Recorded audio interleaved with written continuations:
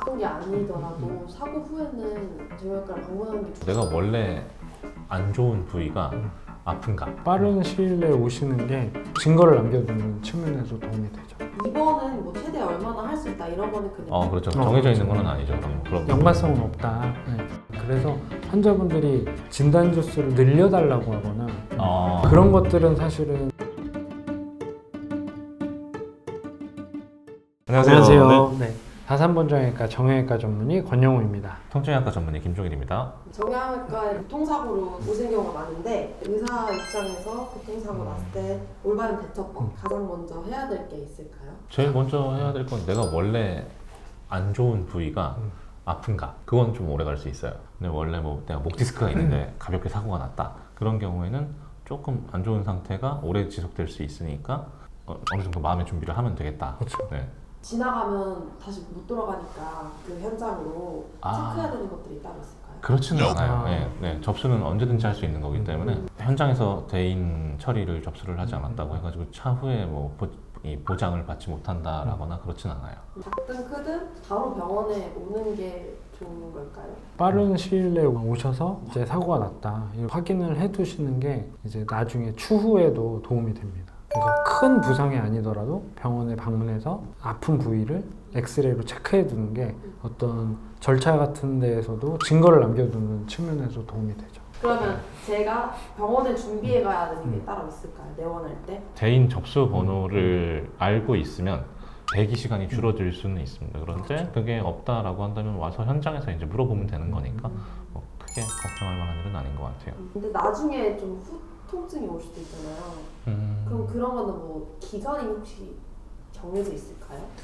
그 기간은 따로는 정해져 있진 않은데 이제 저희 같은 경우에는 그런 경우가 있거든요. 그러니까 처음에 어느 한 부위가 특정적으로 굉장히 심하게 다치면 다른 부위를 이제 환자분도 놓치거나 이제 그냥 간과하고 넘어가시는 분들이 많거든요. 그래서 저희 예전에 레지던트 때 보면은 심하게 다쳐가지고 어디 수술을 하고 났는데 나중에 그 부위가 아프고 부어 있으니까 엑스레이를 다시 찍어봤더니 그 부위가 이제 부러져 있었어. 손이 부러져 있었던 경우도 있고 혹시라도 내가 처음에 사고를 당했는데 뭔가 다른 부위가 뭐 부종이 있다거나 통증이 심하지 않더라도 그런 부위는 모두 체크해보고 넘어가시는 게 가장 좋을 것 같습니다. 그래서 간단하게 엑스레이를 찍어본다든지 지금 당장 안 아파도 아플 때 언제든지 내원을 해서 그렇죠. 새로운 부위를 사고가, 올려놓으면은 그게 진단명에도 추가가 되고 환자분 나중에 인정받으실 때도 진단하실 때 그런 게 좀 도움이 되시나요? 뭐 어떻게 사고가 났는지.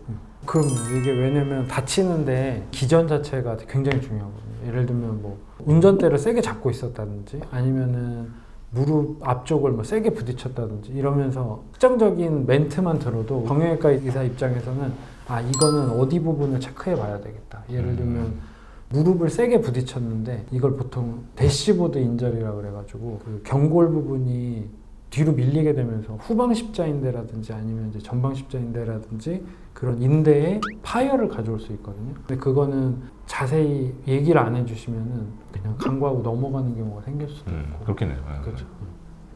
뼈가 아픈 게 아니더라도 사고 후에는 정형외과를 방문하는 게 좋은가요? 복부 장기 쪽에 있을 때는 외과, 그 다음에 팔다리나 아니면 뭐 허리, 목 이런 데인 경우에는 정형외과, 그 다음에 머리가 뭐 아프다든지 아니면 뭐 어지럽다든지 이러면은 신경외과 이런 쪽으로 방문해 주시는 게 좋을 것 같습니다. 입원을 해주시는 기준이 있나요? 입원하는 비율이 높지는 않죠. 그렇죠. 네, 네. 요즘에는 네. 뭐 아주 심하게 돼서 뭔가 뭐, 수술적 치료를 필요한다거나 그런 게 아니면 와장창 부러졌다거나 그렇죠. 일반적인 입원 기준을 생각하면 될 것 같아요. 그렇죠. 그러니까 일상생활이 불가능한 맞아요. 상태면 입원해서 이제 치료가 필요할 수 있죠. 자동차 보험회사에서도 일상생활이 불편하고 그 다음에 거동에 제한이 생기는 경우에는 입원 치료를 일부는 인정해 주는 걸로 알고 있습니다. 네. 네. 입원은 뭐 최대 얼마나 할 수 있다 이런 거는 그냥 선생님이 판단하에 이루어지는. 그렇죠. 정해져 있는 그렇죠. 건 아니죠. 그런 부분들은. 네. 뭐 사고 이후 뭐 언제까지 이 치료가 가능한가 기간이 딱 정해져 있는 거는 딱히 없을까요? 이제 명시되어 있는 거는 없는 것 같고요.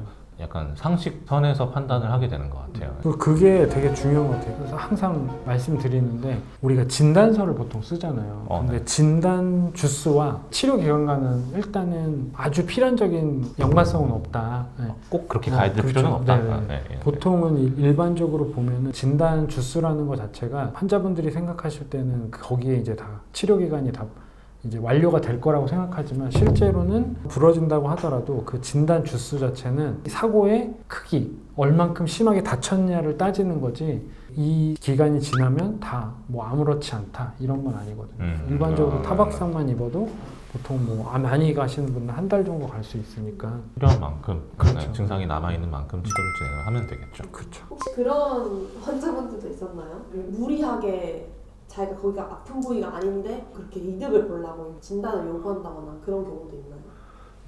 종종. 그렇죠. 예, 네, 네, 제일 중요한 게 진단 주스와 치료 기간은 다르다. 그래서 환자분들이 진단 주스를 늘려달라고 하거나 그런 것들은 사실은 불가능하고 정해져 있는 거죠. 정해져 있는 네, 거라서 그건 의사가 결정하는 게 아니고 어떤 틀에 맞춰서 책처럼 정해져 있거든요. 뭐 어디 팔꿈치 골절은 몇 주, 그다음에 뭐 손 골절은 몇 주, 뭐 인대 파열은 몇 주 이렇게 정해져 있는데 그거는 늘릴 수 없다.